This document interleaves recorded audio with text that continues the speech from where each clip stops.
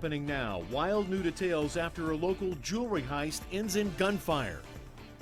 New on 13 Action News Live at 6, an apparent kidnapping and robbery takes a shocking twist when two people are shot and killed. Chopper 13 fast and first over Fashion Show Mall, the target of would-be robbers. Police say one of the men said he was kidnapped. Turns out he set up the whole thing. 13 Action News reporter Dave Detling joins us live in studio with this stunning new information. Dave. One arrest has been made. The 36-year-old turned on his so-called friend, faking his own kidnapping, all because he and two buddies wanted to knock over a jewelry store. The plan backfired, ending in the death of two people last week.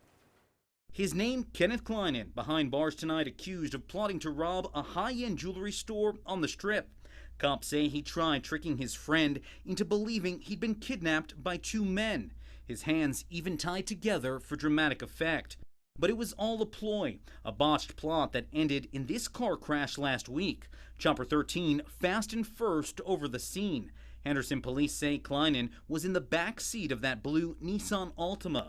In the driver's seat, Leonard Wilson. 13 Action News speaking to his family after his body was pulled from the wreck. He died from gunshot wounds. I feel like I got hit by a truck, and I just want to hold his sisters, his mom, his son. But a police arrest report indicates he wasn't so innocent. We're learning Kenneth Kleinen conspired with Leonard Wilson and Selby Alston. Together, they kidnapped a manager from Benbridge Jeweler and zip-tied his hands to a headrest. But when the victim didn't have the keys to the store, that's when a fight broke out in the front seat. The jeweler, fearing for his life, broke free from the ties and reached for a gun on his hip. He fired at the driver, resulting in the crash, and then fired at the passenger.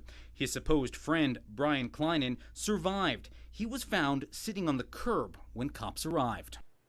And if the zip ties weren't enough, reports indicate Kleinen had his conspirators beat him with a baseball bat in front of the jeweler. He faces a number of charges. Bail set at $170 grand. Dave Detling, 13 Action News.